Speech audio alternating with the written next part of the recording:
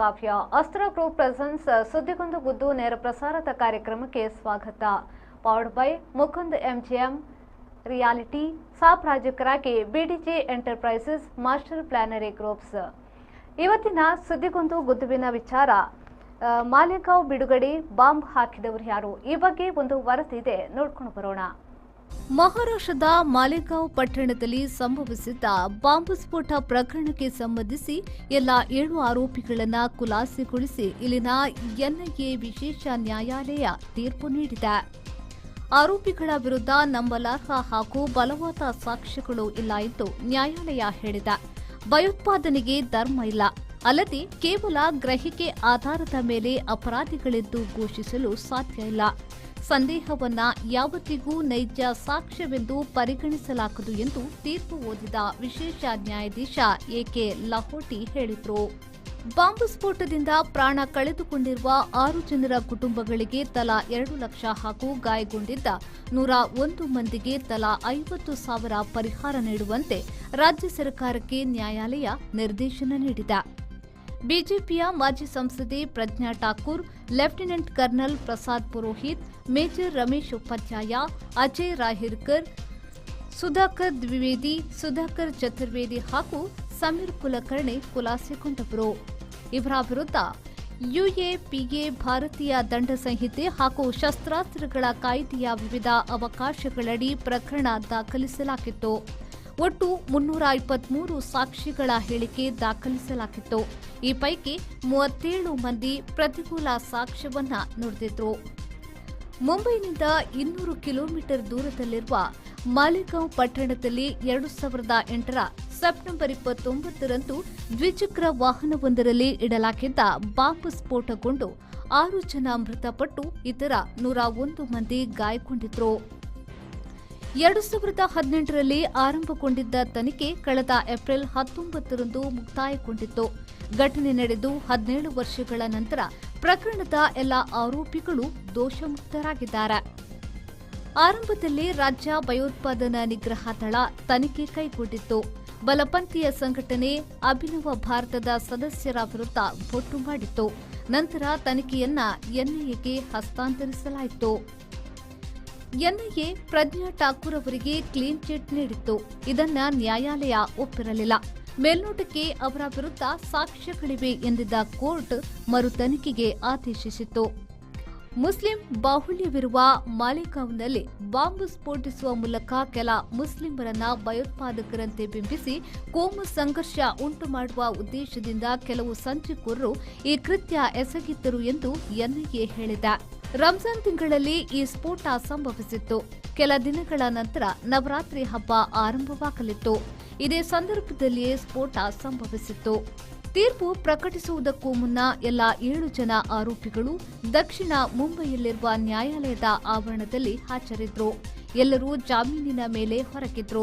ನ್ಯಾಯಾಲಯದ ಆವರಣದಲ್ಲಿ ಹಾಗೂ ಹೊರಗಡೆ ತಡೆಗೋಡೆಗಳನ್ನು ಅಳವಡಿಸಿ ವ್ಯಾಪಕ ಪೊಲೀಸ್ ಬಂದೋಬಸ್ತ್ ಅನ್ನು ಕೂಡ ಹಾಕಲಾಗಿತ್ತು. ಬ್ಯೂರೋ ರಿಪೋರ್ಟ್, ವಿ4 news, Maharashtra.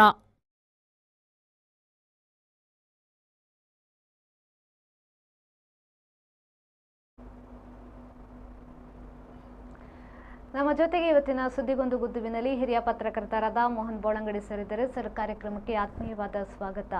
Sir, ಇದೇನಂದ್ರೆ Malegaon bomb ಸ್ಫೋಟ ಪ್ರಕರಣಕ್ಕೆ ಸಂಬಂಧಪಟ್ಟಂತೆ ಈಗಾಗಲೇ 7 ಆರೋಪಿಗಳ ಪ್ರಕರಣ ಖುಲಾಸೆಗೊಂಡಿದೆ. 17 ವರ್ಷಗಳ ಬಳಿಕ ಈ ತೀರ್ಪು ಪ್ರಕಟಗೊಂಡಿದೆ. ಏನಿದು ಪ್ರಕರಣ ಸರ್?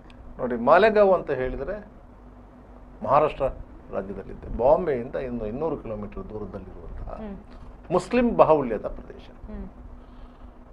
ಅಲ್ಲಿನ ಮಸೀದಿಯೊಂದರ ಎದುರು ನಿಲ್ಲಿಸಲಾಗಿದ್ದಂಥ ಬೈಕಿನಲ್ಲಿ ಇಡಲಾಗಿದ್ದಂಥ ಬಾಂಬ್ ಸ್ಫೋಟಗೊಂಡು 6 ಮಂದಿ ಮೃತಪಟ್ಟಿದ್ರು, 101 ಮಂದಿ ಗಾಯಗೊಂಡಿದ್ರು.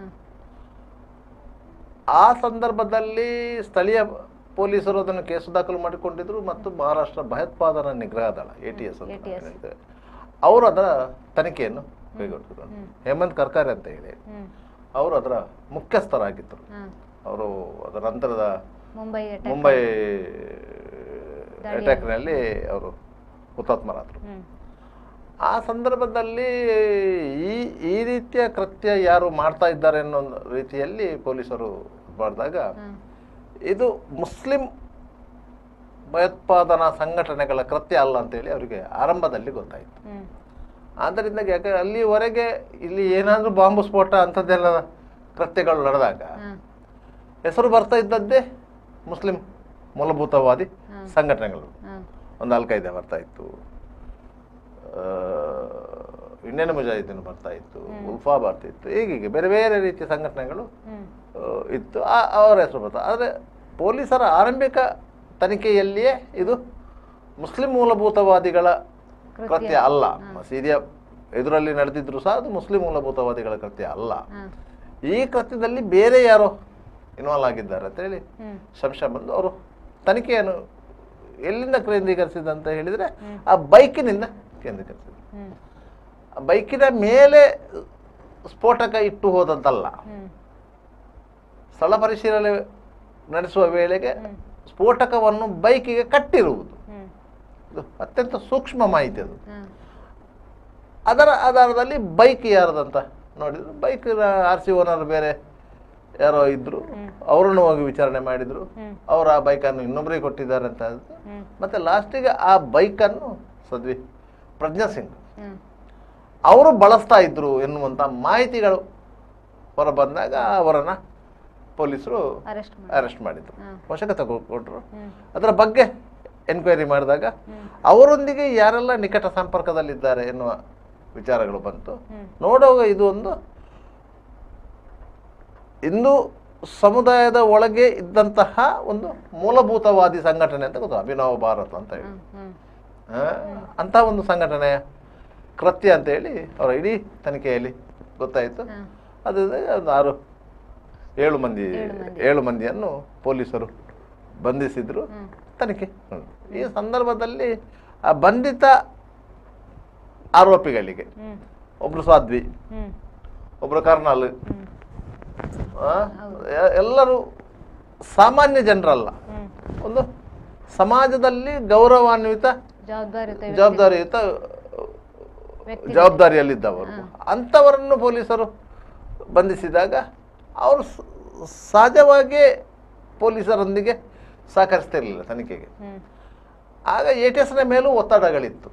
ಕೇಂದ್ರದಲ್ಲಿ ಕಾಂಗ್ರೆಸ್ ಸರ್ಕಾರ ಇತ್ತು, ಅವರಿಗೂ ಒಂದು ಅಸ್ತ್ರ ಸಿಕ್ಕಿತ್ತು. ಯಾಕಂತ ಹೇಳಿದರೆ ಇದು ಕೇವಲ ಮುಸ್ಲಿಂ ಮೂಲಭೂತವಾದಿಗಳು ಮಾತ್ರ ಇಲ್ಲಿ ಬಾಂಬು ಸ್ಫೋಟಿಸುವುದಲ್ಲ, ಹಿಂದೂ ಮೂಲಭೂತವಾದಿಗಳು ಬಾಂಬು ಸ್ಫೋಟಿಸ್ತಾ ಇದ್ದಾರೆ ಅಂತ ಹೇಳಿ. ಆಗ ಕೇಂದ್ರದ ಸಚಿವರಾಗಿದ್ದ ದಿಗ್ವಿಜಯ್ ಸಿಂಗ್ ಅವರು ಅದನ್ನು ನೇರವಾಗಿ ಅವರು ಆರೋಪಗಳನ್ನ ಮಾಡಿದರು.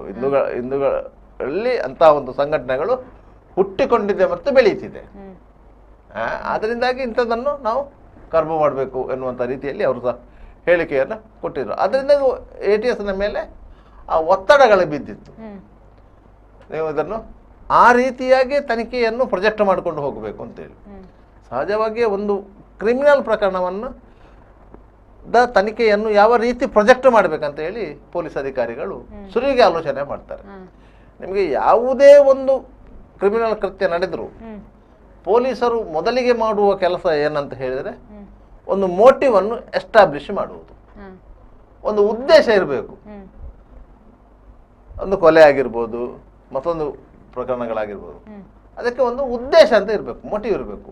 ಮೋಟಿವ್ ಅನ್ನು ನೀವು ಎಸ್ಟಾಬ್ಲಿಷ್ ಮಾಡದೇ ಇದ್ದರೆ ಇಡೀ ಪ್ರಕರಣ ನ್ಯಾಯಾಲಯದಲ್ಲಿ ಸ್ಟ್ಯಾಂಡ್ ಆಗೋದಿಲ್ಲ.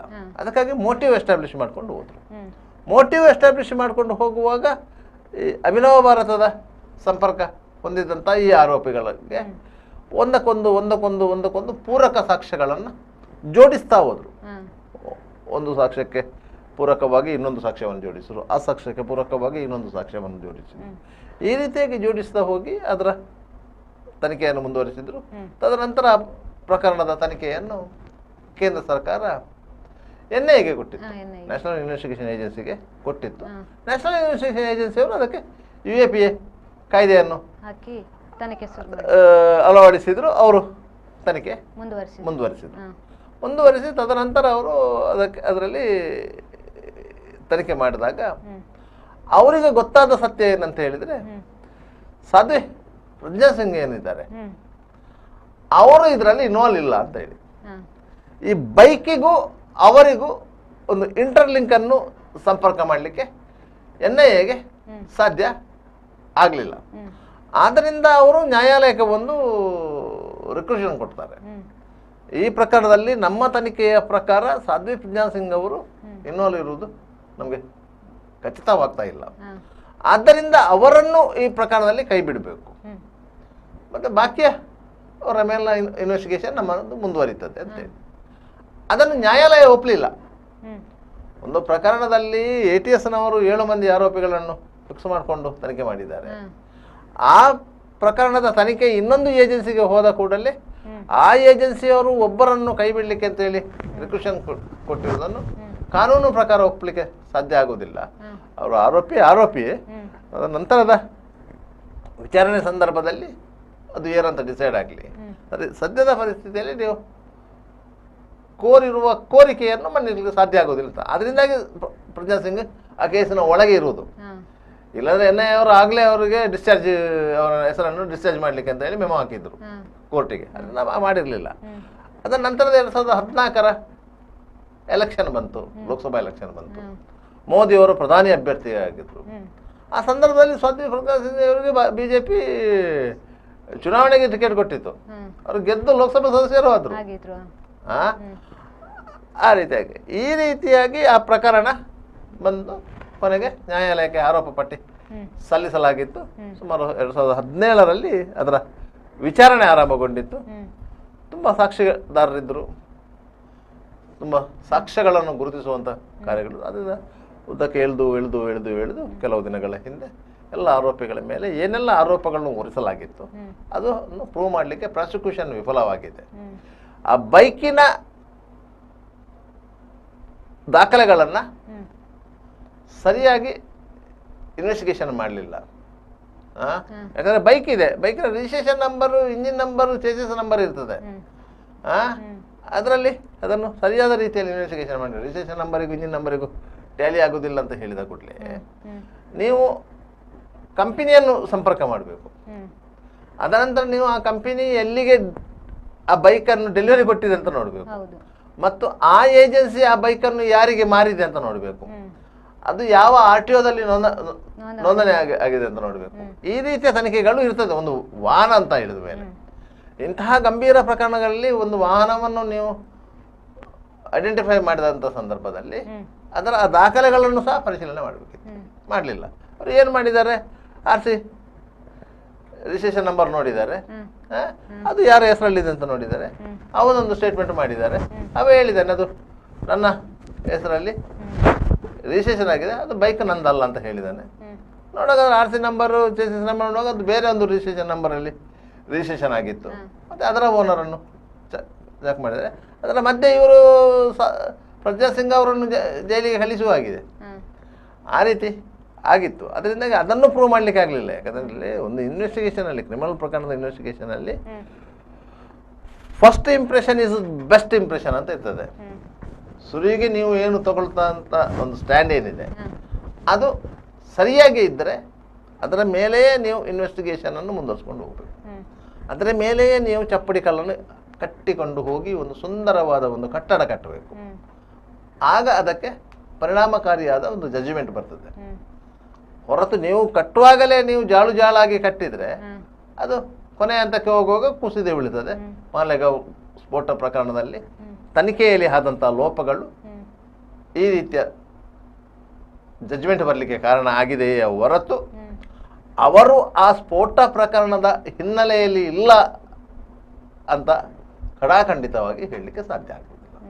ಯಾಕಂತ ಹೇಳಿದರೆ ಅದಕ್ಕೆ ಬೇರೆ ಬೇರೆ ರೀತಿಯಲ್ಲಿ ಸ್ವತ್ತುಗಳನ್ನು ಸರಬರಾಜು ಮಾಡಿದವರು. ಯಾಕಂದರೆ ಸ್ಫೋಟ ಆಗಿರೋದು RDX ಅನ್ನು ಯಾರು ತಂದು ಇಟ್ಟಿದ್ರು? ಇವರು ಕರ್ನಲ್ ಕುಲಕರ್ಣಿ ಅವರು ತಂದು ಅವರ ಮನೆಯಲ್ಲಿ ಇಟ್ಟಿದ್ರು ಅಂತ ಹೇಳಿ ಆರೋಪ ಪಟ್ಟಿಯಲ್ಲಿ ಇರುವಂಥದ್ದು. ಆದರೆ ಅವರ ಮನೆಯಲ್ಲಿ ಆ RDX ಅನ್ನು ತಂದು ಇಡಲಾಗಿತ್ತು ಎನ್ನುವುದಕ್ಕೆ ಸಾಕ್ಷ್ಯಗಳನ್ನು ಒದಗಿಸಲಾಗಿಲ್ಲ.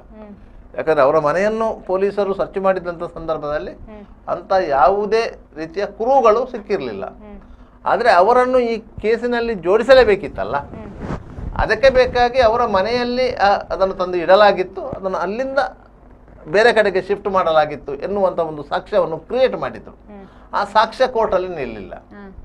ಆದ್ದರಿಂದ ಕರ್ನಲ್ ಪುರೋಹಿತರ ಮೇಲೆ ಏನೋ ಇವರು ಆರೋಪವನ್ನು ಹೊರಿಸಿದ್ರು, ಅದನ್ನು ಸಾಬೀತುಪಡಿಸಲಿಕ್ಕೆ ಕೋರ್ಟಲ್ಲಿ ಆಗಲಿಲ್ಲ.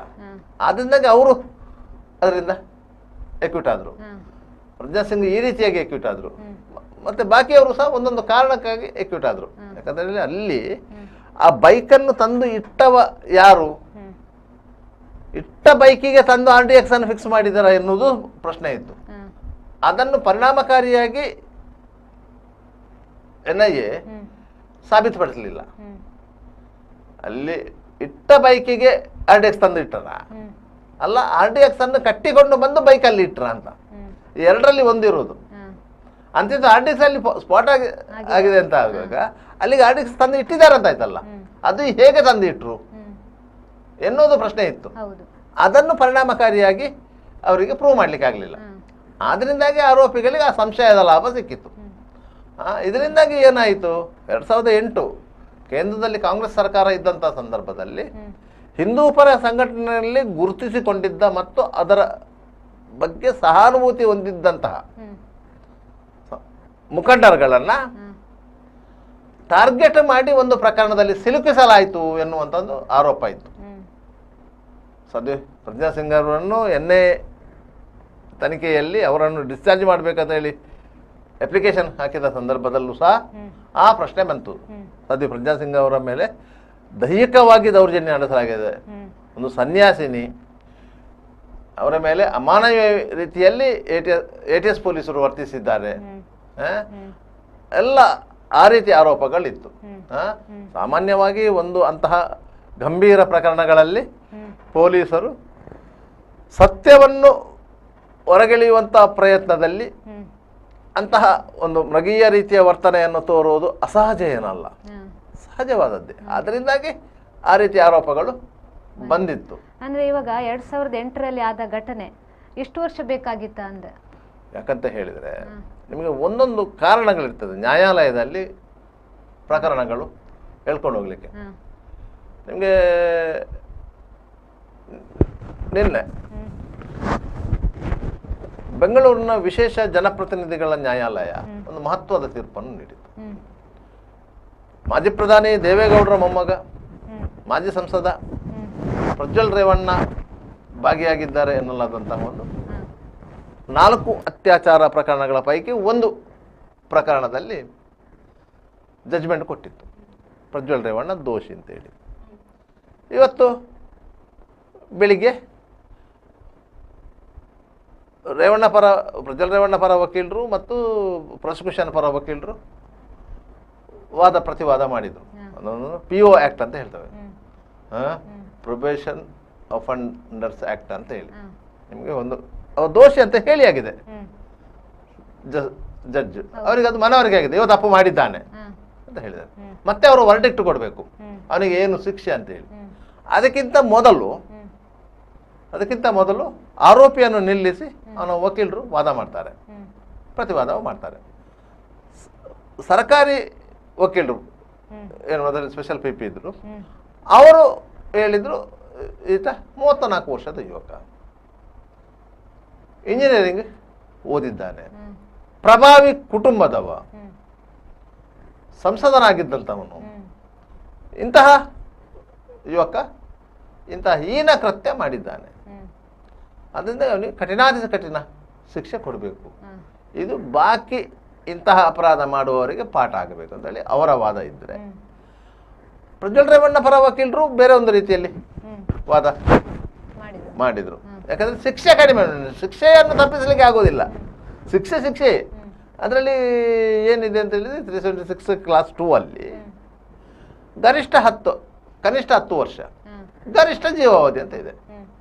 ಅದರಿಂದಾಗಿ ಪ್ರಜ್ವಲ್ ರೇವಣ್ಣ ಪರ ವಕೀಲರು ಅಷ್ಟೇ ಹೇಳಬೇಕಷ್ಟೇ, ಆದಷ್ಟು ಕಡಿಮೆ ಕೊಡಿ, ಅವನಿಗೆ ಮುಂದೆ ಉತ್ತಮ ಭವಿಷ್ಯ ಇದೆ, ಅವನಿಗೀಗ 34 ವರ್ಷ, ಅದರಿಂದ ಭವಿಷ್ಯ ಇದೆ, ಅವನು ಪೊಲಿಟಿಷಿಯನು, ಸಂಸದನಾಗಿದ್ದವನು, ಜನಸೇವೆಗಾಗಿಯೇ ರಾಜಕೀಯಕ್ಕೆ ಬಂದವನು, ಆದ್ದರಿಂದ ಅವನ ಬದುಕನ್ನು ಹಾಳು ಮಾಡಬೇಡಿ ಅಂತೇಳಿ ಆ ರೀತಿಯಾಗಿ ಮಾಡಿದ್ದಾರೆ. ಇವತ್ತು ಮಧ್ಯಾಹ್ನ ನಂತರ ಅದು ಜಜ್ಮೆಂಟ್ ಬರುತ್ತೆ, ಮೋಸ್ಟ್ಲಿ ಅದು ಜೀವಾವಧಿ ಶಿಕ್ಷೆಗೆ ಹೋಗುತ್ತೆ. ಆ ಪ್ರಕರಣವನ್ನು ಜನಪ್ರತಿನಿಧಿಗಳ ನ್ಯಾಯಾಲಯ ಕೇವಲ 6 ತಿಂಗಳಲ್ಲಿ ಮುಗಿಸಿದೆ. ಕೇವಲ 6 ತಿಂಗಳಲ್ಲಿ ಮುಗಿಸಿದೆ. 1 ವರ್ಷದಲ್ಲಿ ಆ ಪ್ರಕರಣದ 1.5 ವರ್ಷದಲ್ಲಿ ಆ ಪ್ರಕರಣದ ಜಜ್ಮೆಂಟ್ ಬಂದಾಯಿತು. ಅದು ಸಹ SIT ತನಿಖೆ ಮಾಡಿದ್ದು, ಸ್ಪೆಷಲ್ ಇನ್ವೆಸ್ಟಿಗೇಷನ್ ಮಾಡಿದ್ದು ಟೀಮ್ ಮಾಡಿದ್ರು. ಆ ಟೀಮು ತನಿಖೆ ಮಾಡಿದ್ದು, ತನಿಖೆ ಮಾಡಿ ಅದರಲ್ಲಿ ಚಾರ್ಜ್ ಶೀಟ್ ಸಲ್ಲಿಸಿರುವುದು. ಕೇವಲ 6 ತಿಂಗಳಲ್ಲಿ ಆ ಪ್ರಕರಣದ ತನಿಖೆಯನ್ನು, ವಿಚಾರಣೆಯನ್ನು ನ್ಯಾಯಾಲಯ ಮುಗಿಸಿದೆ. ಯಾಕಂದರೆ ಆರೋಪಿತ ಪ್ರಜ್ವಲ್ ರೇವಣ್ಣ ಸಹ ನಿಯಮಿತವಾಗಿ ನಿರಂತರವಾಗಿ ಯಾವ ಯಾವ ಡೇಟ್ಗಳು ಇತ್ತೋ ಆ ಡೇಟ್ಗಳಿಗೆ ಹಾಜರಾಗಿದ್ದಾನೆ. ಯಾಕಂತ ಹೇಳಿದರೆ ಅವು ಜೈಲಲ್ಲಿದ್ದ, ಇಲ್ಲದ್ರೆ ಅವನು ಹಾಜರಾಗ್ತಾ ಇರಲಿಲ್ಲ. ಯಾಕಂದರೆ ಆ ಪ್ರಕರಣ ಬೆಳಕಿಗೆ ಬಂದ ಕೂಡಲೇ ಆತ ಕಳೆದ ಲೋಕಸಭಾ ಚುನಾವಣೆಯಲ್ಲಿ ವೋಟ್ ಹಾಕಿ ವಿದೇಶಕ್ಕೆ ಪರಾರಿಯಾಗಿದ್ದ. ಅವ ವಿದೇಶದಿಂದ ಬರುವಾಗ ಇಲ್ಲಿ ಕೇಸ್ ಆಗಿ ಎಲ್ಲ ರೆಡಿಯಾಗಿತ್ತು ಅರೆಸ್ಟ್ ಮಾಡಲಿಕ್ಕೆ. ಅರೆಸ್ಟ್ ಮಾಡಿ ಜೈಲಿಗೆ ಕಳಿಸಿದ್ದಾರೆ. ಇವತ್ತಿನವರೆಗೂ ಜೈಲಲ್ಲಿದ್ದಾನೆ. ಅದರಿಂದಾಗಿ ಆ ಪ್ರಕರಣ ಹಾಗೆ ಆಗಿದ್ದರೆ ನೋಡಿ, ಈ ಪ್ರಕರಣ ಇಷ್ಟು ವರ್ಷ ಹೇಳ್ಕೊಂಡು ಹೋಗಿದೆ. ಯಾಕಂದರೆ ಅದಕ್ಕೆ ಒಂದೊಂದು ಕಾರಣಗಳಿರ್ತವೆ. ನ್ಯಾಯಾಲಯದಲ್ಲಿ ಬೇಕಂತಲೇ ಪ್ರಕರಣದ ವಿಚಾರಣೆಯನ್ನು ವಿಳಂಬ ಮಾಡಲಾಗ್ತಾ ಇದೆ. ಬೇಕಂತಲೇ ವಿಳಂಬ ಮಾಡೋದು. ನಿಮಗೆ ಅದಕ್ಕೆ ಸ್ಪಷ್ಟ ಉದಾಹರಣೆ ಅಂತ ಹೇಳಿ ಸ್ಥಳೀಯವಾಗಿ ಕೊಡುವುದು ಅಂತಾದರೆ, ಉಡುಪಿಯ ನೇಜಾರಿನಲ್ಲಿ ನಡೆದಂತಹ ಒಂದೇ ಮನೆಯ 4 ಹತ್ಯೆ ಪ್ರಕರಣ. ಈಗ 2 ಸಾಕ್ಷಿಗಳ ವಿಚಾರಣೆಯಾಗಿದೆ. ಆ ಸಾಕ್ಷಿಗಳಿಗೆ ಪಾಟಿಸವಲು ಕ್ರಾಸ್ ಎಕ್ಸಾಮಿನೇಷನ್ ಮಾಡಲಿಕ್ಕೆ ಸರ್ಕಾರಿ ಅಧಿಕಾರಿಗಳು, ಸರ್ಕಾರಿ ಅಭಿಯೋಜಕರು ಅಲ್ಲ, ಆರೋಪಿ ಪರ ವಕೀಲರು, ಯಾಕಂತ ಹೇಳಿದ್ರೆ ಅವನ ವಕೀಲರು ವಕಾಲತ್ತು ವಾಪಸ್ ತಗೊಳ್ಳೋದ್ರಿಂದ ಈಗ ಸರ್ಕಾರವೇ ಅವನಿಗೆ ವಕೀಲರನ್ನು ಒದಗಿಸಿದೆ. ಆ ವಕೀಲರು ಇನ್ನು ಪಾಟಿ ಸವಾಲು ಮಾಡಬೇಕು. ಇಬ್ಬರು ಸಾಕ್ಷಿಯವರಿಗೆ ಕಣ್ಣಾರೆ ಕಂಡಂಥ ಪಕ್ಕದ ಮನೆ ಹೆಣ್ಣುಮಗಳು ಮತ್ತು ಆತನನ್ನು ರಿಕ್ಷಾದಲ್ಲಿ ಕರ್ಕೊಂಡು ಹೋದವರು, ಅವರಿಬ್ಬರು ಸಾಕ್ಷಿದಾರರನ್ನ ಚೀಫ್ ಆಗಿದೆ. ಈಗ ಅವ್ರನ್ನ ಪಾಟಿ ಸವಾಲು ಮಾಡಬೇಕು. ಒಂದು ತಿಂಗಳು ಕಳೆಯಿತು. ಯಾಕಂತ ಹೇಳಿದರೆ ವಕೀಲರ ಮಧ್ಯೆ ಆ ವಕೀಲರು ವಾಪಸ್ ತಗೊಂಡ್ರು, ವಕಾಲತ್ತು ವಾಪಸ್ ತಗೊಂಡ್ರು. ಆಗ ಅವನೇ ವಾದ ಮಾಡ್ತೇನೆ ಅಂತೇಳಿ 1-2 ವಾಯ್ದೆ ತಗೊಂಡ.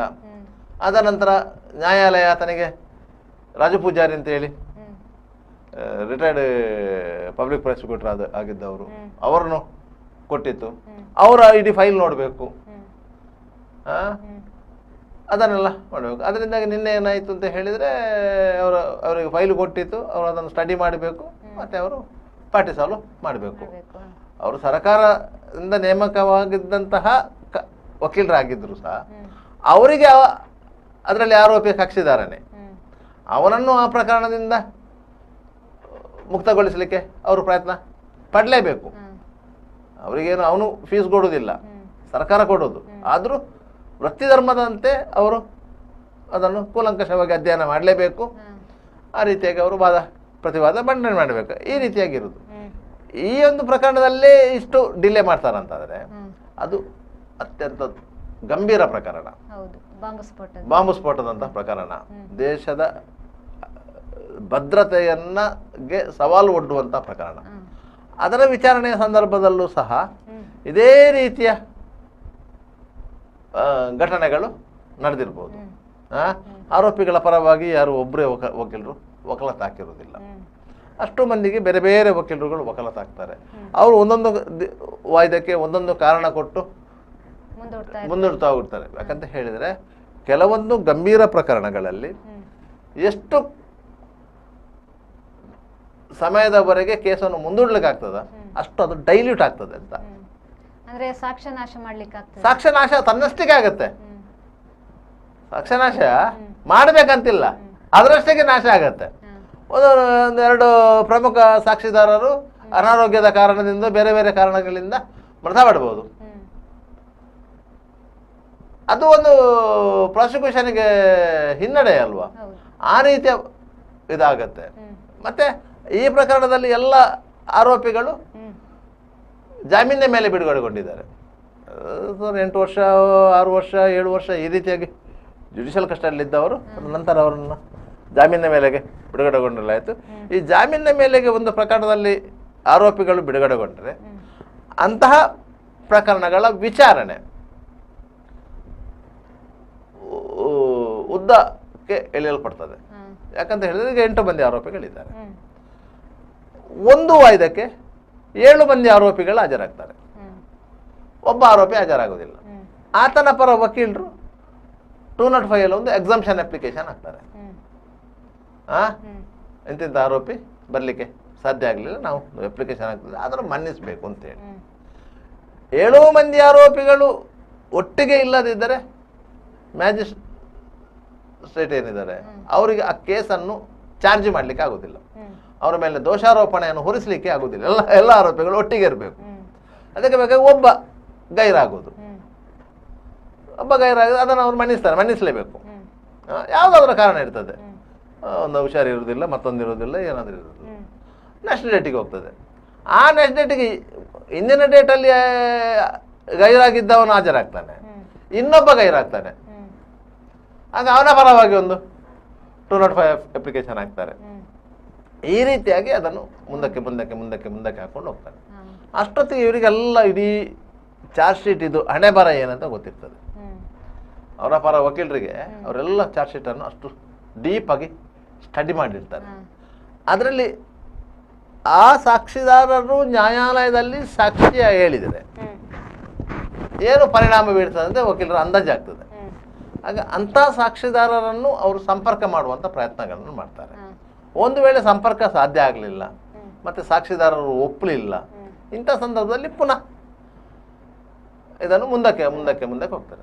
ಎಲ್ಲ ಸೆಟಪ್ ಆಯಿತು ಅಂತ ಹೇಳಿದ ಕೂಡಲೇ 7 ಮಂದಿ ಒಮ್ಮೆಲೆ ಹಾಜರಾಗ್ತಾರೆ, ಕೇಸ್ ಚಾರ್ಜ್ ಆಗ್ತದೆ ಮತ್ತು ಸಾಕ್ಷಿದಾರರಿಗೆ ಸಮನ್ಸ್ ಹೋಗ್ತದೆ. ಅದು ಮತ್ತೆ ಅದು ಟ್ರಯಲ್ ಸ್ಟಾರ್ಟ್ ಆದರೆ ಒಂದು 6 ತಿಂಗಳಲ್ಲಿ ಟ್ರಯಲ್ ಮುಗಿದು ಜಡ್ಜ್ಮೆಂಟ್ ಬರುತ್ತೆ. ಇದು ಇಷ್ಟು ಲಾಂಗ್, ಇಷ್ಟು ವರ್ಷ ಯಾಕೆ ಆಯಿತು ಅಂತ ಹೇಳಿದಾಗ ನಾನು ಈ ಕಥೆ ಹೇಳಿದ್ದು. ಯಾಕಂದರೆ ಇದು ನಡೆಯುವಂಥದ್ದು ನ್ಯಾಯಾಲಯದಲ್ಲಿ ಸಹಜ ಪ್ರಕ್ರಿಯೆ, ಇದಕ್ಕೊಂದು ನಿಯಂತ್ರಣ ಇಲ್ಲ.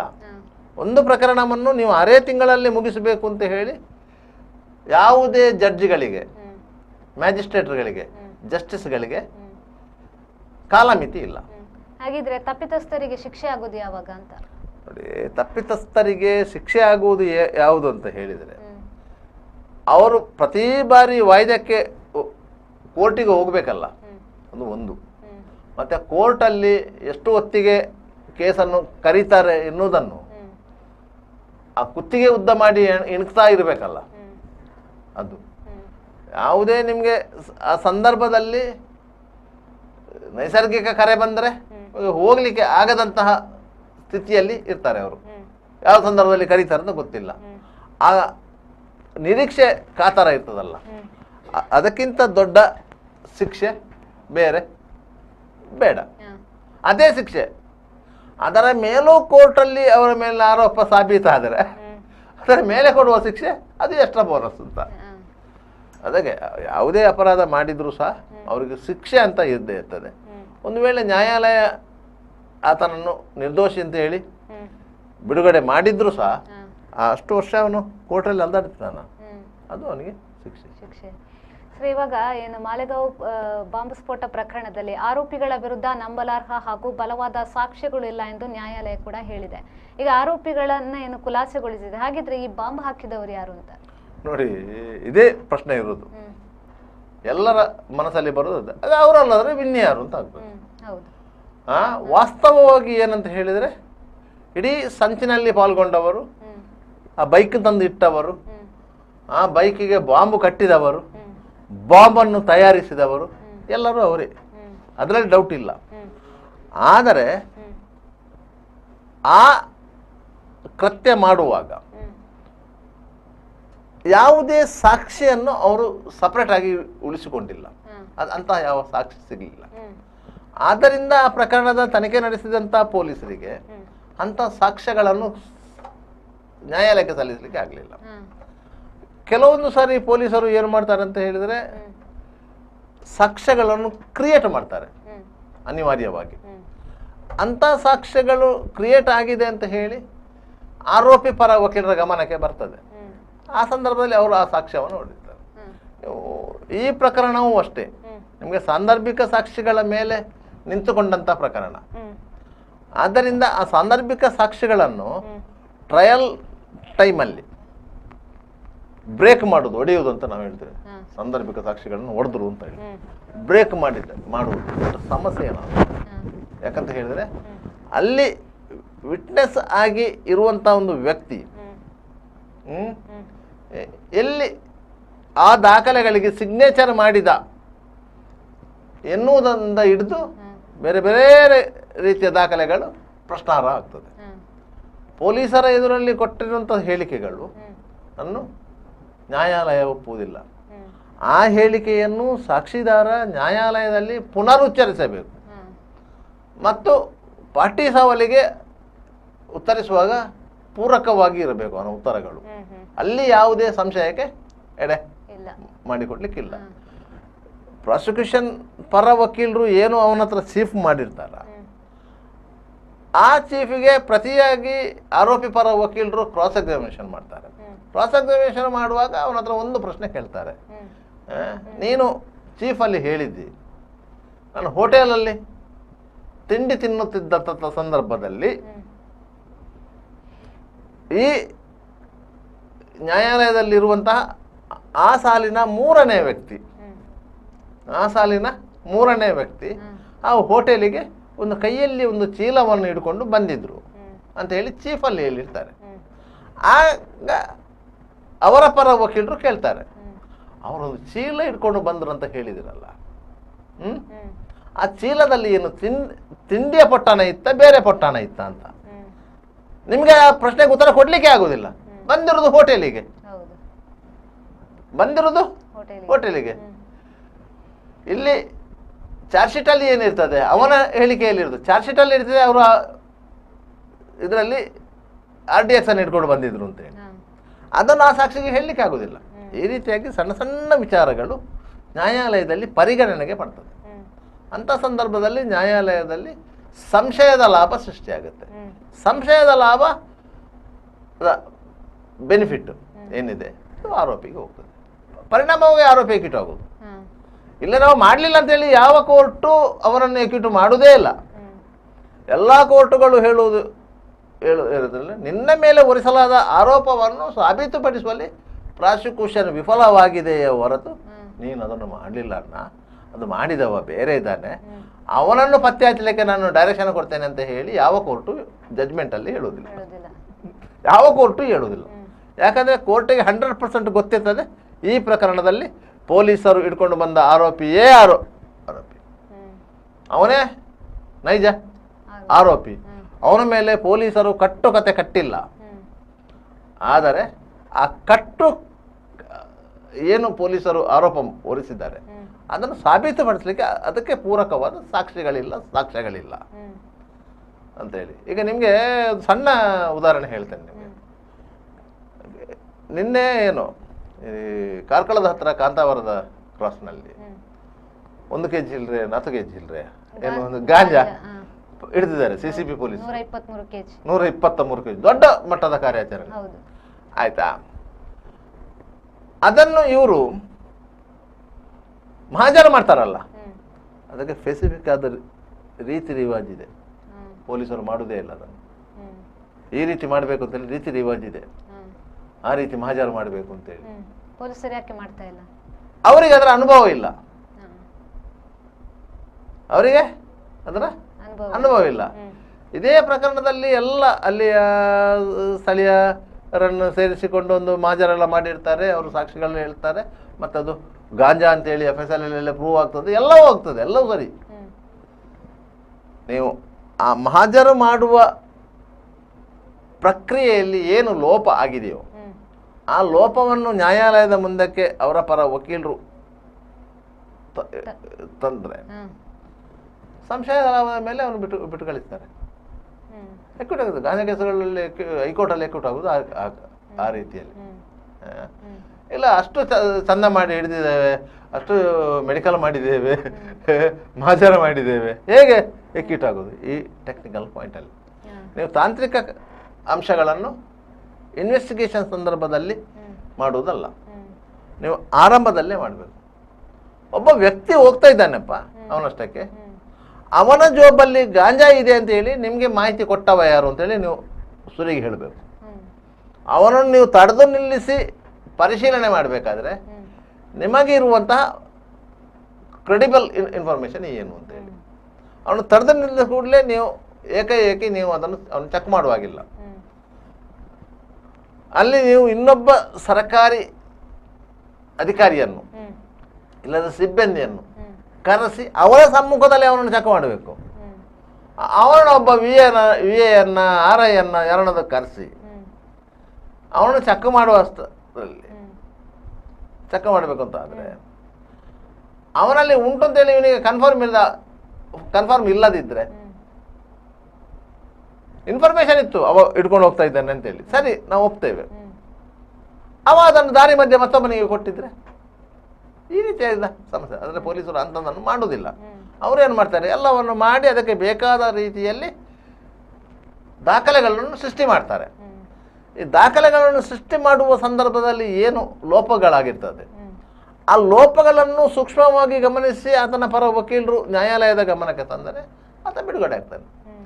ಮಾಲೆಗಾಂವ್ ಸ್ಫೋಟ ಪ್ರಕರಣದಲ್ಲೂ ಸಹ ಹ್ಮ್. ಈ 7 ಮಂದಿ ಆರೋಪಿಗಳು ಆರಂಭದ ದಿನಗಳಲ್ಲಿ ಪಡೆದಂಥ ಕಷ್ಟ, ಪೊಲೀಸ್ ದೌರ್ಜನ್ಯ ಎಲ್ಲವನ್ನೂ ಇಟ್ಟುಕೊಂಡ್ರು. ಈಗ ಅವರಿಗೆ ರಿಲೀಫ್ ಆಗಿದ್ದಂತ. ಈ ರಿಲೀಫ್ ಆಗಲಿಕ್ಕೆ ಕಾರಣ ಏನು? ಈ ತನಿಖೆಯಲ್ಲಿ ಆಗಿರುವಂತಹ ಲೋಪಗಳು. ಇವನ್ ಅವರನ್ನು ಎಕ್ವಿಟ್ ಮಾಡುವಾಗ ನ್ಯಾಯಾಲಯ ಸಹ ಅದನ್ನು ಬೆಟ್ಟು ಮಾಡಿದೆ. ಇದರಲ್ಲಿ ತನಿಖೆಯಲ್ಲಿ ಲೋಪ ಆಗಿದೆ, ಅದರ ಅಧಿಕಾರಿಗಳ ಮೇಲೆ ಕ್ರಮ ಕೈಗೊಳ್ಳಬೇಕು ಅಂತ ಹೇಳಿ. ಎಲ್ಲ ಪ್ರಕರಣಗಳಲ್ಲಿ ಸಹ ಆರೋಪಿಯನ್ನು ಬಿಡುಗಡೆ ಮಾಡಲಾಗಿದೆ ಅಂತ ಹೇಳಿದ ಕೂಡಲೇ ಅದು ತನಿಖೆಯ ಲೋಪದಿಂದ ಬಿಡುಗಡೆ ಆಗೋದು ಒಂದು. ಎರಡನೇದು ಸಾಕ್ಷಿದಾರರು, ವಿಟ್ನೆಸ್ಗಳು ಯಾರಿದ್ದಾರೆ ಅವರು ಪ್ರತಿಕೂಲ ಸಾಕ್ಷಿಗಳಾಗುವುದು. ನೀವು ಪ್ರತಿಕೂಲ ಸಾಕ್ಷಿಗಳಾದಂಥವರಿಗೆ ಅವರ ಮೇಲೆ ಕ್ರಮ ಕೈಗೊಳ್ಳಲಿಕ್ಕೆ ಕಾನೂನಲ್ಲಿ ಅವಕಾಶ ಇಲ್ಲ.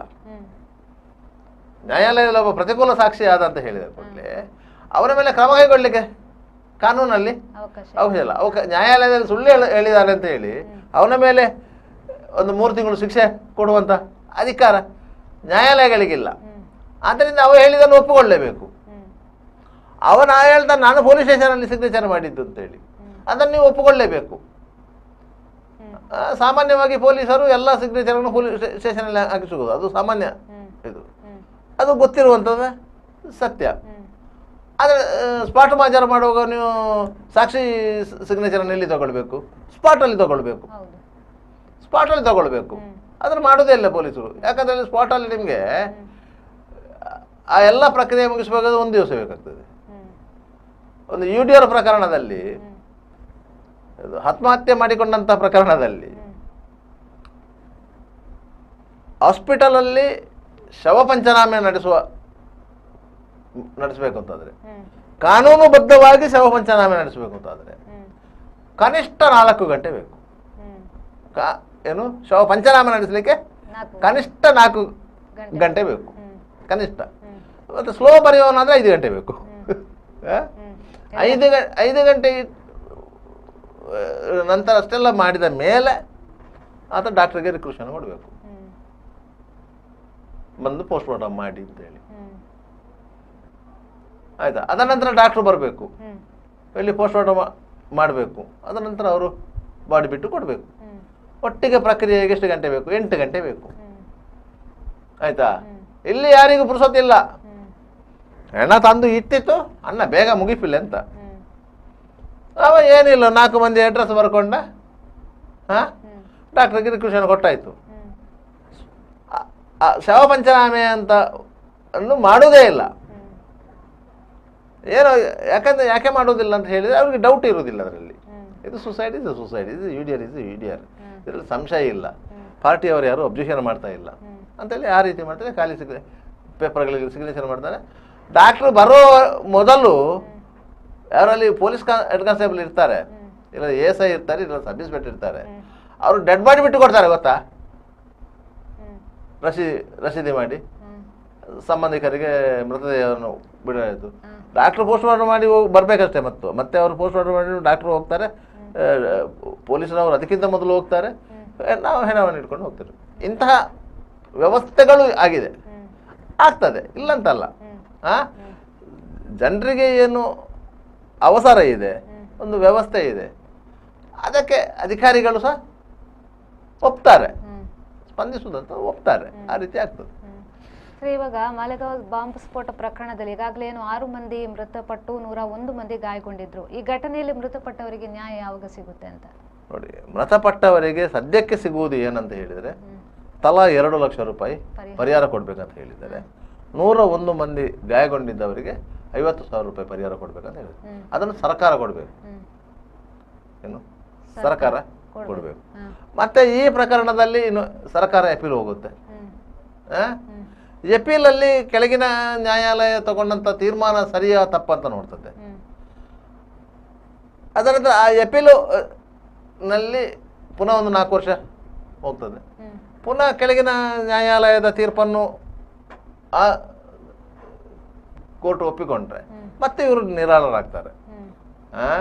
ಮತ್ತೆ ಇಲ್ಲಾಂದ್ರೆ ಪುನಃ ಒಮ್ಮೆ ಸುಪ್ರೀಂ ಕೋರ್ಟಿಗೆ ಹೋಗ್ಲಿಕ್ಕೂ ಸಾಧ್ಯತೆ ಇದೆ, ಇಲ್ಲಂತ ಏನಿಲ್ಲ. ಆದರೆ ಯಾವುದೇ ಒಂದು ಕ್ರಿಮಿನಲ್ ಪ್ರಕರಣದಲ್ಲಿ ವಿಕ್ಟಿಮ್ಗಳಿಗೆ ನ್ಯಾಯ ಅಂತ ಹೇಳಿದರೆ ಅದು ಆರೋಪಿಗೆ ಶಿಕ್ಷೆ ಆದಾಗ ಮಾತ್ರ ಎನ್ನುವಂಥ ಕಲ್ಪನೆ ಇದೆ. ಆದರೆ ನ್ಯಾಯಾಲಯದ ಸುದೀರ್ಘ ಪ್ರಕ್ರಿಯೆಯಲ್ಲಿ ಆ ಆರೋಪಿಗಳು ಯಾರಿದ್ದಾರೆ ಅವರಿಗೆ ಮನ ಪರಿವರ್ತನೆಯಾಗಿ ಅವರು ಸಮಾಜದಲ್ಲಿ ಉತ್ತಮ ವ್ಯಕ್ತಿಗಳಾಗಿ ರೂಪುಗೊಂಡರೆ ಅದು ವಿಕ್ಟಿಮಿಗೆ ಕೊಡುವಂಥ ಗೌರವ. ಅವರು ಮನ ಪರಿವರ್ತನೆ, ಅವರು ಮತ್ತೆ ಅಂಥ ಕೃತ್ಯಗಳನ್ನು ಮಾಡಬಾರ್ದು. ಮಂಜೂರಲ್ಲಿ 4 ಮಂದಿಯನ್ನು ಕೊಂದಂಥ ಒಬ್ಬ ಅಪರಾಧಿ 24 ವರ್ಷಗಳ ಕಾಲ ಜೈಲಲ್ಲಿ ಇದ್ದು ಶಿಕ್ಷೆ ಅನುಭವಿಸಿ ಬಿಡುಗಡೆಯಾಗಿ ಬಂದು ಸ್ವಂತ ಕಾಲ ಮೇಲೆ ನಿಂತುಕೊಂಡು ಇರ್ತಾನಲ್ಲ, ಅದು ಆ ಪ್ರಕರಣದ ವಿಕ್ಟಿಮ್ಗಳಿಗೆ ಕೊಡುವಂಥ ಗೌರವ. ಇಲ್ಲದ್ರೆ ಆತ ಪುನಃ ಅದೇ ರೀತಿಯ ಕೃತ್ಯಗಳನ್ನು ನಡೆಸ್ತಾ ಹೋದ್ರೆ ಅದು ಸಮಾಜ ಕಂಟಕನಾಗಿ ಹೋಗಿರ್ತಿದ್ದ. ಆದರೆ ಅವನು ಒಳ್ಳೆಯವನಾಗಿ ಬಂದಿದ್ದಾನೆ. ಒಂದು ಸಂದರ್ಭದಲ್ಲಿ ಅನಿವಾರ್ಯ ಇತ್ತು, ಮಾಡಿದ್ದಾನೆ. ಒಬ್ಬರನ್ನು ಕೊಲೆ ಮಾಡಿದಾನಂತ ಇಟ್ಟುಕೊಳ್ಳಿ, ಅವನಿಗೆ ಅದು ಅನಿವಾರ್ಯ ಆಗಿತ್ತು, ಇಲ್ಲದ್ರೆ ಅವ ಇವನನ್ನು ಕೊಲೆ ಮಾಡ್ತಾನೆ. ಆ ಪ್ರಕರಣದಲ್ಲಿ ಅವ ಅನುಭವಿಸುವ ನೋವುಗಳು ಎಲ್ಲ ಏನಿದೆ, ಅವ ಅನುಭವಿಸುವ ಶಿಕ್ಷೆ ಇರ್ಬೋದು, ಒಂದು ವೇಳೆ ಎಕ್ಯೂಟ್ ಆದರೆ ಅವನ ಅನುಭವಿಸಿದ ನೋವು ಇರ್ಬೋದು, ಅವನ ಮನೆ ಮಂದಿ ಎಲ್ಲರೂ ಅನುಭವಿಸಿದಂಥ ಸಂಕಟಗಳಿರ್ಬೋದು, ಇದು ಎಲ್ಲವೂ ಸಹ ಆ ವಿಕ್ಟಿಮ ಪಾಲಿಗೆ ಅದೊಂದು ನ್ಯಾಯವೇ. ಅದರಿಂದ ಈ ಶಿಕ್ಷಕ ಆದರೆ ಮಾತ್ರ ನ್ಯಾಯ ಅಂತಲ್ಲ, ಬೇರೆ ಬೇರೆ ರೀತಿಯ ನ್ಯಾಯಗಳು ಇರುತ್ತೆ. ಸರ್, ಈಗ ಘಟನೆ ಆಗಿರೋದು ಮಸೀದಿಯ ಮುಂದೆ, ಅಂದರೆ ರಂಜಾನ್ ತಿಂಗಳಲ್ಲಿ ಆಗಿರುವಂಥದ್ದು. ಏನು ದುರುದ್ದೇಶದಿಂದಲೇ ಈ ಕೃತ್ಯವನ್ನ ಮಾಡಿದ್ದಾರಾ ಅಂತ ನೋಡಿ. ದುರುದ್ದೇಶ ಇದ್ದಿರಲೇಬಹುದು. ದುರುದ್ದೇಶ ಇಲ್ಲ ಇದ್ರೆ ಇಂಥ ಒಂದು ಕೃತ್ಯವನ್ನ ಪ್ರೀ ಪ್ಲ್ಯಾನ್ಡ್ ಆಗಿ ಆರ್ಗನೈಸ್ ಮಾಡಲಿಕ್ಕೆ ಆಗೋದಿಲ್ಲ. ಮಸೀದಿಯ ಮುಂದೆ ಯಾಕೆ ಮಾಡಿದ್ದಾರೆ ಅಂತ ಹೇಳಿದರೆ ಅದು ಒಂದು ಕಮ್ಯುನಲ್ ಕ್ಲಾಶ್ ಕ್ರಿಯೇಟ್ ಆಗಬೇಕು ಅನ್ನೋಂಥ ಇಚ್ಛೆ ಇರ್ಬೋದು. ಅದಕ್ಕಿಂತ ಕೆಲವೇ ಟೈಮಲ್ಲಿ ರಂಜಾನ್ ಏನ ಬರ್ತಾ ಇತ್ತು ಮತ್ತು ಮುಸ್ಲಿಂ ಬಾಹುಳ್ಯದ ಪ್ರದೇಶ ಅದು. ಅಲ್ಲಿಯವರೆಗೆ, ಈ ಘಟನೆ ಆಗುವವರೆಗೆ ದೇಶದ ವಿವಿಧೆಡೆಗಳಲ್ಲಿ ಬಾಂಬು ಸ್ಫೋಟಗಳು ನಡೀತಾ ಇತ್ತು. ಅದು ನಾವು ಆಗ ಹೇಳ್ತಾ ಇದ್ದೆವು, ಈ ಬಾಂಬು ಸ್ಫೋಟ ಅಂತ ಹೇಳಿ ದೀಪಾವಳಿಯ ಪಟಾಕಿ ಹೇಗೆ ಆಗಿದೆ ಅಂತೇಳಿ. ಒಂದ್ಸರಿ ಬಾಂಬೆಯಲ್ಲಿ ಆದರೆ ಒಂದೊಂದು ಸಾರಿ ಡೆಲ್ಲಿಯಲ್ಲಿ ಆಗ್ತಿತ್ತು, ಮತ್ತೊಂದು ಸಾರಿ ಕಲ್ಕತ್ತಾದಲ್ಲಿ ಆಗ್ತಿತ್ತು, ಇನ್ನೊಂದು ಸಾರಿ ಹೈದರಾಬಾದಲ್ಲಿ ಆಗ್ತಿತ್ತು. ಆದರೆ ಎಷ್ಟೋ ಪ್ರಕರಣಗಳಲ್ಲಿ ಒಂದು ಕಮ್ಯುನಿಟಿಯ ಅನ್ನು ಟಾರ್ಗೆಟ್ ಮಾಡಲಾಗ್ತಿತ್ತು. ಪ್ರತಿ ಸಾರಿಯೂ ಅದರ ಜವಾಬ್ದಾರಿಯನ್ನು, ಅದರ ಹೊಣೆಯನ್ನು ಅಂಥ ಸಂಘಟನೆಗಳು ವಹಿಸ್ಕೊಳ್ತಾ ಇತ್ತು. ಸಿಮಿ ಇತ್ತು, PFI ಬಂತು, ಮತ್ತೊಂದು ಬಂತು, ಅಲ್-ಒಮ್ಮದ್ ಬಂತು, ಅಲ್-ಖೈದಾ ಬಂತು, ಈ ರೀತಿಯಾಗಿ ಸಂಘಟನೆಗಳು, ಇಂಡಿಯನ್ ಮುಜಾಹಿದೀನ್ ಬಂತು. ಎಲ್ಲವೂ ಬಾಂಬು ಸ್ಫೋಟದಂತಹ ಕೃತ್ಯಗಳಲ್ಲಿ ಇನ್ವಾಲ್ವ್ ಆಗಿದ್ದವು ಮತ್ತು ಅಂತಹ ಕೃತ್ಯಗಳನ್ನು ಮಾಡಿಸಲಿಕ್ಕೆ ಸಿದ್ಧತೆ ನಡೆಸಿದ್ದವು. ಇದೇ ಸಂದರ್ಭದಲ್ಲಿ ನಿಮಗೆ ಉಳ್ಳಾಲದಲ್ಲಿ ಸಹ ಇಂಡಿಯನ್ ಮುಜಾಹಿದೀನ್ ಸಂಘಟನೆಯ ಬಾಂಬು ಲ್ಯಾಬ್ ಪತ್ತೆ ಆದದ್ದು ಇದೇ ಸಂದರ್ಭದಲ್ಲಿ. ಅದರಿಂದಾಗಿ ಇಡೀ ದೇಶದಲ್ಲಿ ಅಂತಹ ಒಂದು ಕೃತ್ಯಗಳು ನಡೀತಿದೆ ಅಂತ ಹೇಳುವಾಗ ಇದೊಂದು ವ್ಯತಿರಿಕ್ತವಾಗಿ ಬಂತು. ಯಾಕಂತ ಹೇಳಿದ್ರೆ ಇದರಲ್ಲಿ ಮುಸ್ಲಿಂ ಮೂಲಭೂತವಾದಿ ಸಂಘಟನೆಗಳು ಇರಲಿಲ್ಲ, ಇದರಲ್ಲಿ ಹಿಂದೂ ಮೂಲಭೂತವಾದಿ ಸಂಘಟನೆ ಅಂತ ಇತ್ತು. ಅಭಿನವ ಭಾರತ ಅಂತ ಹೇಳಿ ಒಂದು ಹೆಸರನ್ನು ಆ ಸಂದರ್ಭದಲ್ಲೇ ಕೇಳಿದ್ದು ಕೆಲವರು. ಅದಕ್ಕಿಂತ ಮೊದಲು ಹಿಂದೂ ಮಹಾಸಭಾ ಅಂತ ಇತ್ತು, ಅಭಿನವ ಭಾರತ ಅಂತ ಇತ್ತು. ಈ ರೀತಿ ಇಂತಹ ಸಂಘಟನೆಗಳ ಹೆಸರುಗಳನ್ನು ಆ ಸಂದರ್ಭದಲ್ಲಿ ಕೇಳಿತ್ತು. ಆದ್ದರಿಂದ ಇದು ವಾಸ್ತವವಾಗಿ ಒಂದಕ್ಕೆ ಪ್ರತಿರೋಧ ತೋರಬೇಕು ಅಂತ. ನಮ್ಮಲ್ಲಿಯೂ ಅಂತಹ ತಾಕತ್ತು ಇದೆ. ನೀವು ಮಾತ್ರ ಬಾಂಬ್ ಬ್ಲಾಸ್ಟ್ ಮಾಡಿ ಅಮಾಯಕ ಜನರನ್ನು ಕೊಲ್ಲುವುದಲ್ಲ, ನಮಗೂ ಸಹ ಬಾಂಬು ಬ್ಲಾಸ್ಟ್ ಮಾಡಿ ನಿಮ್ಮವರನ್ನು ಕೊಲ್ಲಿಕ್ಕೆ ಗೊತ್ತಿದೆ ಎನ್ನುವುದನ್ನು ತೋರಿಸಿಕೊಡುವಂಥ ಅತ್ಯಂತ ಉತ್ಸಾಹ ಇತ್ತಲ್ಲ, ಅದು ಇಂತಹ ಘಟನೆಗಳಿಗೆ ಪ್ರೇರಣೆ. ಇಲ್ಲದಂಥ ಕೃತ್ಯವನ್ನು ಯಾರು ಮಾಡುವುದಿಲ್ಲ. ಅದರಲ್ಲಿ ಸಹ ಒಬ್ಬರು ಸಾಧ್ವಿ, ಒಬ್ಬರು ಕರ್ನಲ್, ಈ ರೀತಿಯ ಜನರು ಇದ್ದು. ಈಗ ಮಹಾತ್ಮ ಗಾಂಧಿಯವರ ಹತ್ಯೆ ಆಯಿತು, ನಾಥೂರಾಮ್ ಗೋಡ್ಸೆ ನಾನು ಮಾಡಲಿಲ್ಲ ಅಂತ ಹೇಳಲೇ ಇಲ್ಲ. ನಾಥೂರಾಮ್ ಗೋಡ್ಸೆ ವಿರುದ್ಧ ನ್ಯಾಯಾಲಯದಲ್ಲಿ ವಿಚಾರಣೆ ಆದಾಗ ಅವನ ಕನ್ಫೆಷನ್ ಸ್ಟೇಟ್ಮೆಂಟ್ ಇತ್ತು. ಸರಿ, ಸುಮಾರು ಒಂದು 60 ಪೇಜ್ಗಳೇನಿದೆ. ನಾನು ಯಾಕೆ ಅದೊಂದು ಬುಕ್ ಬಂದಿದೆ, ನಾನು ಯಾಕೆ ಗಾಂಧಿಯನ್ನು ಕೊಂದೆ ಅಂತೇಳಿ. ಅದು ನ್ಯಾಯಾಲಯದಲ್ಲಿ ನಾಥೂರಾಮ್ ಗೋಡ್ಸೆ ಕೊಟ್ಟಂಥ ಸ್ಟೇಟ್ಮೆಂಟ್, ಕನ್ಫೆಷನ್ ಸ್ಟೇಟ್ಮೆಂಟ್, ತಪ್ಪೊಪ್ಪಿಗೆ ಹೇಳಿಕೆ ಅಂತ ನಾವು ಹೇಳ್ತೇವೆ. ಪೊಲೀಸರ ಮುಂದೆ ಕೊಟ್ಟದ್ದಲ್ಲದು, ನ್ಯಾಯಾಲಯದಲ್ಲಿ ಕೊಟ್ಟಂತ ಹೇಳಿಕೆ ವಿಚಾರಣೆ ಸಂದರ್ಭದಲ್ಲಿ. ಅವ್ರ ಹತ್ರ ಕೇಳ್ತಾರೆ ಜಡ್ಜಿ, ಎಲ್ಲ ವಿಚಾರಣೆಗಳನ್ನು ಮುಗಿದ ಮೇಲೆ, ವಿಚಾರಣೆ ಮುಗಿದು ನೀನು ತಪ್ಪಿಸ್ತತ್ತು ಅಂತ ಹೇಳಿದ ಮೇಲೆ ಅಂತ ಕೇಳ್ತಾರೆ, ನಿಂಗೆ ಏನಾದರೂ ಹೇಳಲಿಕ್ಕಿದೆಯಾ ಅಂತೇಳಿ. ಆಗ ಅದನ್ನು ಹೇಳೋದು ನಾನು ಯಾಕೆ ಕೊಂದೆ ಅಂತ. ಅದರಲ್ಲಿ ವೀರ ಸಾವರ್ಕರ್ನ ಸಹ ಆರೋಪಿಯಾಗಿದ್ದರು ಅವರು. ಅದು ಹಿಂದೂ ಮಹಾಸಭಾದಲ್ಲಿ ಇವ ಮೆಂಬರ್ ಆಗಿದ್ದೆ ಅನ್ನೋ ಕಾರಣಕ್ಕಾಗಿ ವೀರ್ ಸಾವರ್ಕರ್ನ ಸಹ ಅದರಲ್ಲಿ ಆರೋಪಿಯನ್ನಾಗಿಸಲಾಗಿತ್ತು. ಆದರೆ ವೀರ್ ಸಾವರ್ಕರ್ರ ಪಾತ್ರ ವಿಚಾರಣೆಯಲ್ಲಿ ದೃಢಪಡಲಿಲ್ಲ. ಅದರಿಂದ ಅವರನ್ನು ಎಕ್ವಿಟ್ ಮಾಡಲಾಯಿತು, ಅವರನ್ನು ರಿಲೀಸ್ ಮಾಡಲಾಯಿತು. ನಾಥೂರಾಮ್ ಗೋಡ್ಸೆಗೆ ಮರಣದಂಡನೆ ಆಯಿತು, ಅವರ ಸಹೋದರರಿಗೆಲ್ಲ ಜೀವಾವಧಿ ಶಿಕ್ಷೆ ಆಯಿತು. ಸ್ಪಷ್ಟವಾಗಿ ಅವನು ನ್ಯಾಯಾಲಯದಲ್ಲಿ ಅದರ ಹಿಂದಿನ ಕಾರಣಗಳನ್ನೆಲ್ಲ ಬಿಚ್ಚಿಟ್ಟಿದ್ದಾರೆ. ಯಾಕಂತ ಹೇಳಿದರೆ ನಮಗೇನು ವೈಯಕ್ತಿಕ ದ್ವೇಷ ಇರಲಿಲ್ಲ ಅಂತ. ಮಹಾತ್ಮ ಗಾಂಧಿಯವರ ಮೇಲೆ ನನಗೆ ವೈಯಕ್ತಿಕ ದ್ವೇಷ ಇರಲಿಲ್ಲ, ಆದರೆ ಅವರನ್ನು ಕೊಲ್ಲುವಂಥ ಉದ್ದೇಶ ಏನಿತ್ತು ಅಂತ ಹೇಳಿದ್ರೆ ಈ ಎಲ್ಲ ಕಾರಣಗಳಿಗೆ ಆಗಿತ್ತು. ಅದರಿಂದಾಗಿ ಯಾವುದೇ ಒಂದು ಘಟನೆಗೂ ಒಂದೊಂದು ಉದ್ದೇಶ ಇರ್ತದೆ. ಈ ಘಟನೆಗೂ ಅದೇ ಒಂದು ಉದ್ದೇಶ ಇರುವಂಥದ್ದು. ಯಾಕಂತ ಹೇಳಿದರೆ ಮುಸ್ಲಿಂ ಮೂಲಭೂತವಾದಿಗಳು ಇಂತಹ ಬಾಂಬು ಸ್ಫೋಟಗಳನ್ನು ನಡೆಸ್ತಾ ಇದ್ದಾರೆ, ಅಮಾಯಕರನ್ನು ಕೊಲ್ತಾ ಇದ್ದಾರೆ. ಆ ಸಂದರ್ಭದಲ್ಲಿ ನಾವು ಸಹ ಅದಕ್ಕೆ ಪ್ರತಿಯಾಗಿ ಒಂದನ್ನು ಅವರ ಮಸೀದಿಯಲ್ಲಿ ಮಾಡಿದರೆ ಅವರಿಗೂ ಆ ನೋವು ಗೊತ್ತಾಗುತ್ತೆ, ಅವರಿಗೂ ಆ ನೋವು ಗೊತ್ತಾಗಬೇಕು ಎನ್ನುವ ಕಾರಣಕ್ಕಾಗಿ ಮಾಡಿರೋದು. ಈಗ ನ್ಯಾಯಾಲಯದಲ್ಲಿ ಅದು ಶ್ರುತಪಡಲಿಲ್ಲ ಅಂತ ಬಿಟ್ಟರೆ ಅವರ ಉದ್ದೇಶ ಅದೇ ಆಗಿತ್ತು, ಮತ್ತೆ ಬೇರೇನು ಇಲ್ಲ. ಇವಾಗ ಏನು OAC ಅಸಾದುದ್ದೀನ್ ಕೂಡ ಹೇಳಿದ್ದಾರೆ, ಇದು ಸಮರ್ಪಕ ತನಿಖೆ ಆಗಿಲ್ಲ ಅಂತ ಹೇಳ್ತಿದ್ದಾರೆ. ಅಲ್ಲ, ಸಮರ್ಪಕ ತನಿಖೆ ಅಂತ ಹೇಳಿದರೆ ಆರಂಭಿಕ ತನಿಖೆಗಳು ಸರಿಯಾದ ರೀತಿಯಲ್ಲಿ ನಡೀತದೆ. ತನಿಖೆಯಲ್ಲಿ ಮುಂದೆ ಹೋದಂತೆ ಕೆಲವೊಂದು ಎಡವಟ್ಟುಗಳು ಕ್ರಿಯೇಟ್ ಆಗ್ತದೆ. ನಿಮಗೆ ಆರೋಪಿಯನ್ನು ಸರಿಯಾದ ರೀತಿಯಲ್ಲಿ ಇಂಟ್ರಾಗೇಷನ್ಗೆ ಒಳಪಡಿಸಲಿಕ್ಕೆ ಸಾಧ್ಯ ಆಗದಿದ್ದರೆ, ಆತ ಹೇಳಿದ್ದನ್ನು ನಿಮಗೆ ಕ್ರಾಸ್ ವೆರಿಫಿಕೇಶನ್ ಮಾಡಲಿಕ್ಕೆ ಆಗದೇ ಇದ್ದರೆ, ಅದಕ್ಕೆ ಸಮಯಾವಕಾಶ ಸಿಗದಿದ್ದರೆ ಕೆಲವೊಂದು ಎಡವಟ್ಟುಗಳು ಆಗ್ತದೆ.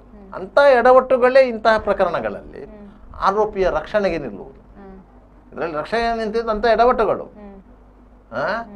ಆದ್ದರಿಂದಾಗಿ OAS ಅವರು ಹೇಳಿದ್ದು ತಪ್ಪೇನಲ್ಲ, OAS ಅವರು ಹೇಳಿದ್ದು ಸರಿಯೇ, ಇದು ತನಿಖೆ ಸರಿಯಾಗಲಿಲ್ಲ ಅಂತೇಳಿ. ತನಿಖೆ ಸರಿಯಾಗಿದ್ದರೆ ನ್ಯಾಯಾಲಯದಲ್ಲಿ ಕೇಸು ನಿಲ್ಲಬೇಕಿತ್ತು, ವಿಚಾರಣೆ ಸರಿಯಾಗಿ ಆಗಬೇಕಿತ್ತು, ಸಾಕ್ಷಿದಾರರು ಸಾಕ್ಷಿ ಸರಿಯಾಗಿ ಹೇಳಬೇಕಿತ್ತು. ಇದು ಎಲ್ಲವೂ ಇದೆ. ಅದರಿಂದಾಗಿ OS ಅವರು ಹೇಳಿದ್ದು ಸರಿಯೇ, ಆದರೆ ಇದನ್ನು ಮರುತನಿಖೆ ಮಾಡಲಿಕ್ಕೆ ಆಗ್ತದ ಅಂಥ ಅಂಶವನ್ನು ನ್ಯಾಯಾಲಯ ಬೆಟ್ಟು ಮಾಡಲಿಲ್ಲ. ಅದರಿಂದಾಗಿ ಇನ್ನೂ ಅದಕ್ಕೆ ಈ ಕೇಸಲ್ಲಿ ಉಳಿದಿರುವುದು ಮೇಲಿನ ನ್ಯಾಯಾಲಯಕ್ಕೆ ಅಪೀಲ್ ಹೋಗುವಂಥದ್ದು. ಸರ್ಕಾರ ಹೋಗ್ತದೆ. ಸಂತ್ರಸ್ತ ಕುಟುಂಬದವರು ಕೂಡ ಹೋಗ್ತಾರೆ. ಸಂತ್ರಸ್ತ ಕುಟುಂಬದವರಿಗೆ ಹೋಗ್ಲಿಕ್ಕೆ ಅವಕಾಶಗಳಿವೆ. ಅಪೀಲ್ ಹೋಗ್ಲಿಕ್ಕೆ ಸಂತ್ರಸ್ತ ಕುಟುಂಬದವರಿಗೆ ಇದೆ, ನ್ಯಾಯಾಲಯ ಹೋಗ್ಲಿಕ್ಕೆ, ಇದು ಸರ್ಕಾರ ಹೋಗ್ಲಿಕ್ಕೆ ಅವಕಾಶ ಇದೆ, ಸಂತ್ರಸ್ತ ಕುಟುಂಬಕ್ಕೂ ಅವಕಾಶ ಇದೆ. ಬೇರೆಯವರು ಹೋಗ್ಲಿಕ್ಕೆ ಆಗೋದಿಲ್ಲ, ಬೇರೆ ಒಂದು ಯಾವುದು ಸಂಘಟನೆಗಳು ಹೋಗ್ಲಿಕ್ಕೆ ಆಗೋದಿಲ್ಲ. ಸಂತ್ರಸ್ತ ಕುಟುಂಬ ಹೋಗ್ಬೋದು, ಸರ್ಕಾರ ಹೋಗ್ಬೋದು, ಹೋಗ್ಲೇಬೇಕು, ಹೋಗಿಯೇ ಹೋಗ್ತದೆ. ಸರ್, ಇದಿಷ್ಟು ಮಾಹಿತಿ ನೀಡಿದ ನಿಮಗೆ ಧನ್ಯವಾದಗಳು. ಇದಾಗಿತ್ತು ಈ ಹೊತ್ತಿನ ಸುದ್ದಿಗೊಂದು ಗುದ್ದು. ನಿರಂತರ ಸುದ್ದಿ, ಮಾಹಿತಿ, ಮನೋರಂಜನೆಗಾಗಿ ನೋಡ್ತಾ ಇರಿ V4 news.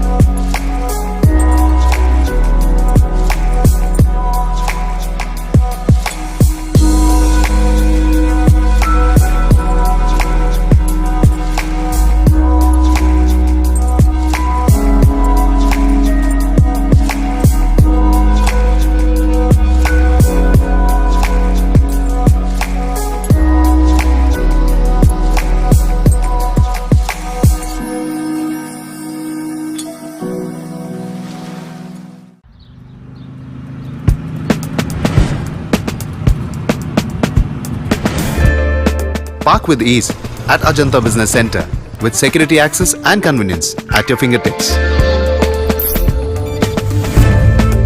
Step into a welcoming lobby where a warm smile greets you and your clients. With top-tier amenities, Ajanta set the stage for our success, leading us to Ashoka Business Center as our next upgrade. Invest in workspaces managed by Vortex. Invest Smart. Invest in Mangaluru. The Father Mullah Charitable Institutions, the most modern linear accelerator, only one of its kind in this region for specific burning of cancer cells. We have all precision equipments and instruments for both invasive and non-invasive surgical procedures and diagnosis, ultrasonic color Doppler, CT scan and MRI machines. The operation theaters are equipped with contemporary equipments, high-tech intensive care units, neo and postnatal units, burns unit, cath lab and cardiothoracic units are fully equipped. Our NICU is the largest in the city. The blood bank and cell separator and casualty are 24-hour services. The Father Mullah Charitable Institutions. Ideal ice cream, milky way to your heart.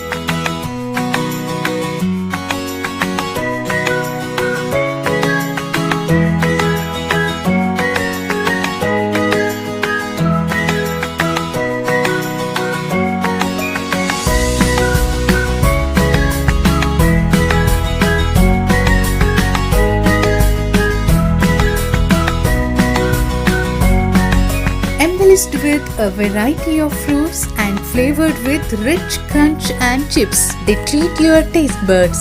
Ideal ice cream.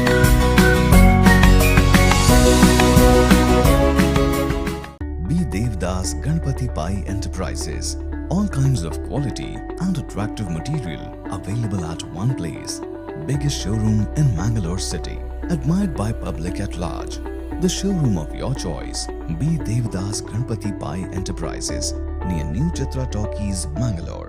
AJ Hospital and Research Center is a leading advanced tertiary healthcare center of India, serving the coastal citizens and spreading good health across the sea line. AJ Hospital and Research Center is a specialized Medicare center providing service to more than 30 major medical disciplines, embracing new technologies to offer high-level healthcare that matches the best in the country. Our technical and medical expertise include foremost services in cadaveric organ retrieval, drug-eluting stent placement, pediatric lab nephrectomy, ambulance services, dermatology, ENT, nephrology and many more. AJ Hospital and Research Center, Kuntikana, Mangaluru. Call 222553. Vasudeva Stores. Store for your inner needs. Visit us to find trendy innerwear from major brands.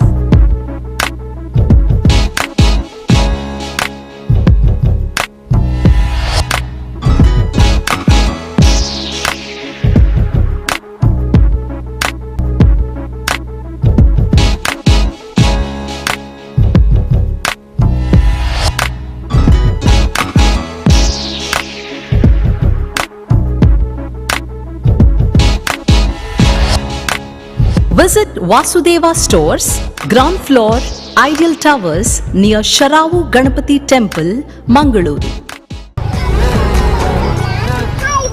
Hi ಏನು ಆಶೀರ್ವಾದಕ್ಕೆ join ಆಯ್ರ ಬೈನಿ ಆಶೀರ್ವಾದ ಬಂಡೊಂದು scheme ಅವಟ್ಟೆ ಇಲ್ಲುಂಡು bike ಉಂಡು car ಉಂಡು ಇಲ್ಲಾಗ ಬೋಡೇನ ಮಾತ ಐಟಮ್ಲ ಉಂಡು guarantee ಉಂಟತ್ತ ನಂಬಿಕೆಗೆ ನನಂಜಿ ಪುದರೆ ಆಶೀರ್ವಾದ ಯಾನ್ ಸೇರ್ದೆ ನಿಕ್ಲ ಸೇರ್ಲವೇ ತುಳುನಾಡದ ಮಾಂತ ಬಂದಲೆಗಳ ಸೊಲ್ಮೆಲು ಆಶೀರ್ವಾದ 2.0 ಯಾಲ ಸೇರ್ದೆ ನಿಕ್ಲ ಸೇರ್ಲಿ.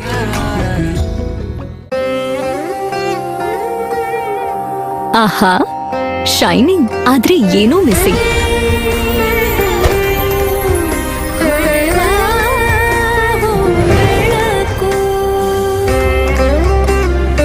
ಇದು ಹೊಳಿತಿದೆ ನಿಮ್ ಥರಾನೇ, ನೀನು ಸಹ ಹೊಳಿತಿದೆಯಾ? ಶತಮಾನದ ವಾರಸುದಾರಿಕೆಯ ಹೊಸ ಮುಖ ಭೀಮಾ, ಬದಲಾವಣೆ ಹೊಳೆಯುತ್ತಿದೆ.